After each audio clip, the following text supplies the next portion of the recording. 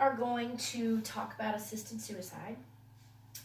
It's not a topic that typically is welcomed by most people.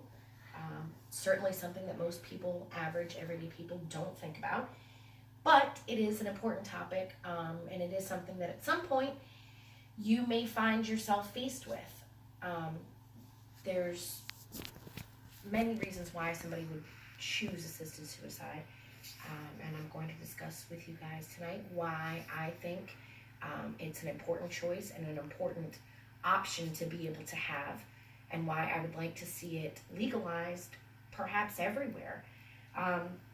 First, we're going to talk a little bit about what assisted suicide actually is. Assisted suicide, according to medicalnewstoday.com, is defined as the deliberate action taken to end somebody's suffering after a prolonged period of time. So somebody who maybe, say, has cancer or advanced Alzheimer's would use this as an option to end their suffering. People's first thoughts typically of assisted suicide is that it's murder, that it's not something that should be allowed. Obviously, it's not anything that anybody wants to do, but it is something that happens. Excuse me. Dr. Jack Kevorkian, according to biography.com, was a pathologist, who kind of pioneered the study of death and dying, so much so, in fact, that he was called Dr. Death by a lot of his colleagues. He became famous in the 90s for assisting patients with suicide after battles with terminal illnesses. A lot of people, again, like I said, would view, what he did as murder, and he actually was imprisoned for what he chose to do for his patients, and he was charged with a form of murder. According to medicalnewstoday.com, in 1828, New York State passed the first laws in regards to assisted suicide or physician-assisted suicide. And then June 1997, the United States Supreme Court decided that it was not in direct violation of our Constitution, which then meant that other states could follow precedent and allow assisted suicide to be legal. Shortly after the Supreme Court decided that it didn't violate our Constitution, according to CNN.com Fast Facts, 6 other states now have laws stating that you can use assisted suicide if you chose to. Oregon, Washington State, Vermont, Montana, New Mexico, and California, although California is in the middle of overturning that right now. There have been legal disputes over the last few years, and one of the cases that we'll talk about in a while actually allowed California to pass the laws to make assisted suicide legal. But now they're kind of looking back at that and maybe will end up overturning that decision. So if you ever were to find yourself in a place where maybe you would have to choose assisted suicide, reasons being, again, maybe that you had cancer. Cancer is probably one of the most painful things to die from. Even if you are treated with medications, chemotherapy, radiation, it's extremely painful, and it can last months and it can last years. And advanced Alzheimer's cases, a lot of people choose assisted suicide in the event of advanced Alzheimer's because essentially towards the end stage of your life, you're no longer that person that you were. You don't recognize yourself. You don't recognize family. You have no sense of who or what you were. And rather than being forced to live days, weeks, months, not knowing who you are, who your wife or children may be, you could choose to end your life before it got that bad. Severe dementia patients, the same thing. Oftentimes, you're stuck, you're trapped in your body. You're there, you're breathing. You may have motor function. You may have some cognitive activities, but you're not the same person. You're not living the life that you knew. So again, assisted suicide would probably be an option that you maybe would consider.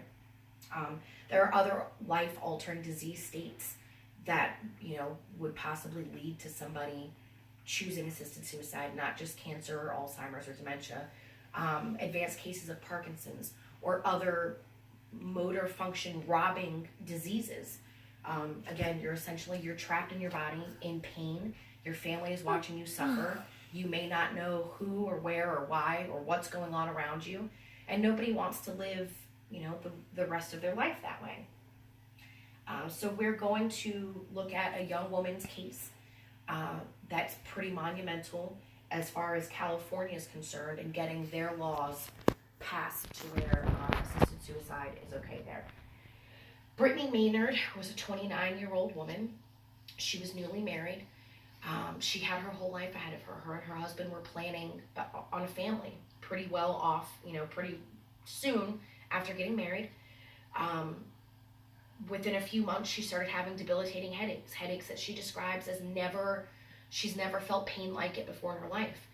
New Year's Day of 2014, she was diagnosed with a brain tumor. Initially, they thought that maybe she would have 1 to 2 years. They did an 8-hour-long craniotomy, and after the craniotomy failed, they went back in and did further testing and scans and realized that she had a glioblastoma, and it was stage 4. And that is, as far as brain tumors go, that's probably the worst she can have. There's not a lot of coming back from that.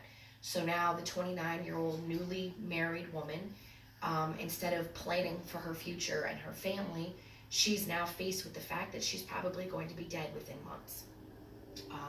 According to Compassion Choices, it was her YouTube kind of documentary that she made. She started talking to her doctors, trying to figure out, what further options there may be. And she quickly realized that doctors don't always like to discuss death and dying as much as the next guy does. They don't want to have to sit down the 29-year-old newlywed and say, I'm so sorry, but there's nothing we can do for you. And so they were of very little help to her as far as what now? What do I do now?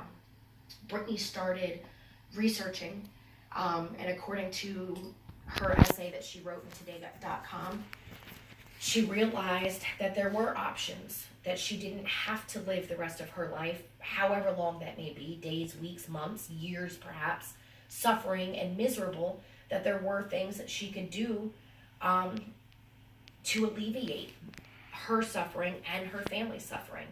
So she started to research end-of-life plans and realized that there weren't many options as far as stateside that she had. Essentially, her husband and herself wound up picking up what little life they had left and moving from California to Oregon, where it was legal at the time to have an assisted suicide. Although it's not just as simple as picking up and moving.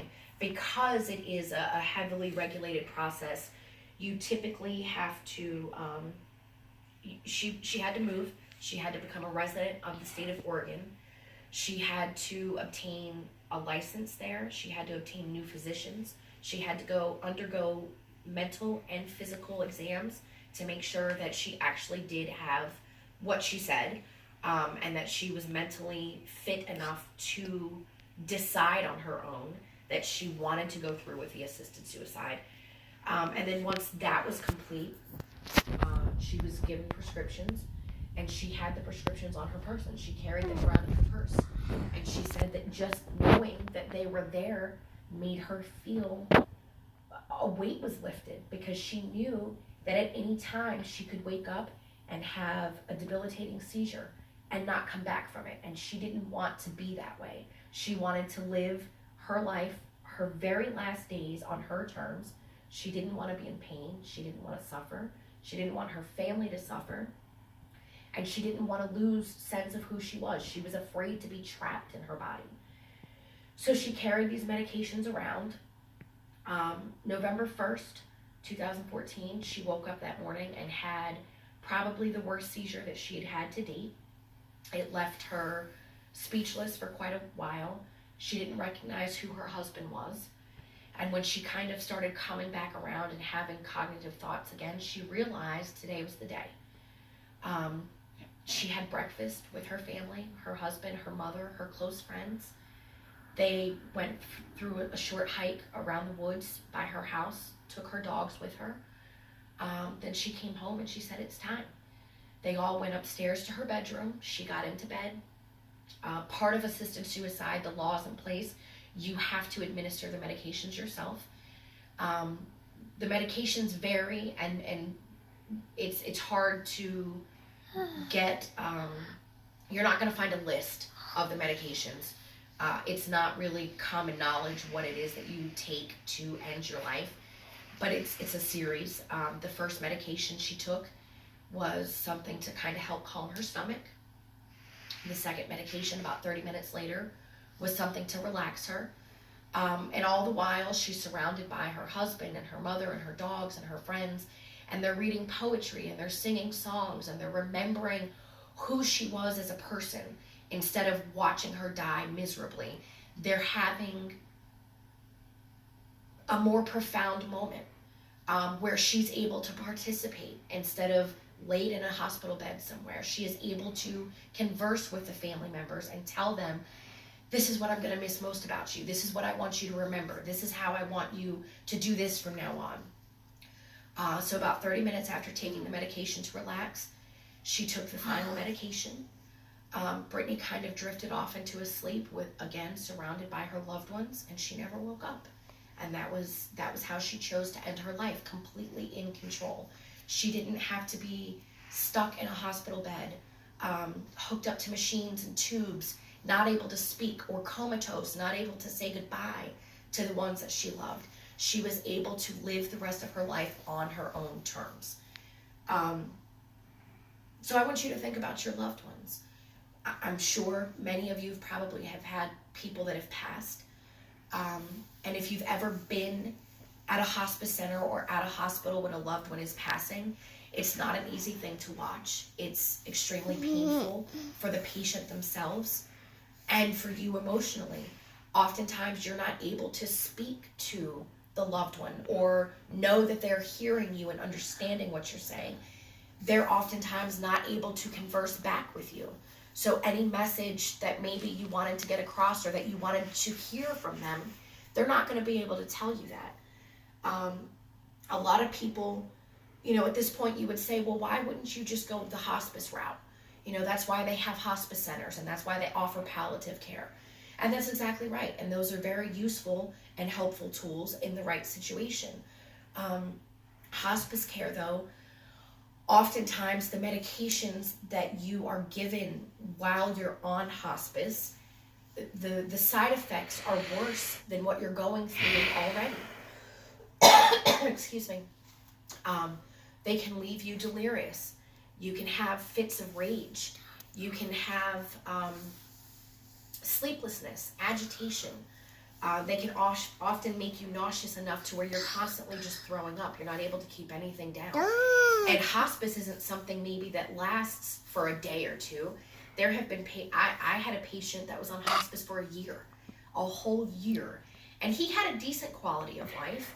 But if I had the option, if I could choose, if I knew that cancer or dementia or Alzheimer's or Parkinson's or one of these other debilitating diseases was going to rob me of my life and what I know as life, I don't want that. I personally would want to be able to say, you know what, if I've got 6 months to live, I'm going to give the last 4 of my months the best shot I've got. I'm going to travel, I'm going to visit, I'm going to love, I'm going to live. And then on that final day, when I know I'm ready, before my body traps me and I can't do anything else about it, I want to go exactly like Brittany did. I think, if anybody had to pick how they were going to go, I think most of us would love to die in our sleep. Nobody wants to die in a tragic way. Nobody wants to die in pain. Nobody wants to die suddenly. So if you're making the open and honest decision, you know that eventually your time is coming within weeks perhaps, and you know that that time left is obviously extremely precious, and you know that if it's your disease that takes you, you're going to be miserable and suffer, why not just end it while you can? Come in! I would choose life over and over and over again. All of us would. But we're not always afforded that option. Assisted suicide is a viable option. I think it's a great option. Obviously, it's not for everybody. Their religion plays a part. People will view it as murder. But I honestly, nobody wants to die. But if you have to die, if you're going to die, if you know within, again, days, weeks, maybe months, that your life is coming to an end, you can choose to go out on your own terms. And that's exactly what assisted suicide is. I hope that this brief conversation has maybe enlightened you a little bit, made you at least think outside of the box that perhaps you've put yourself in, whether due to religious or just moral conflicts in general. I hope that this gives you something to think about, and should you maybe ever be forced to make a decision like this, you have a little bit more basis to go on. Thank you.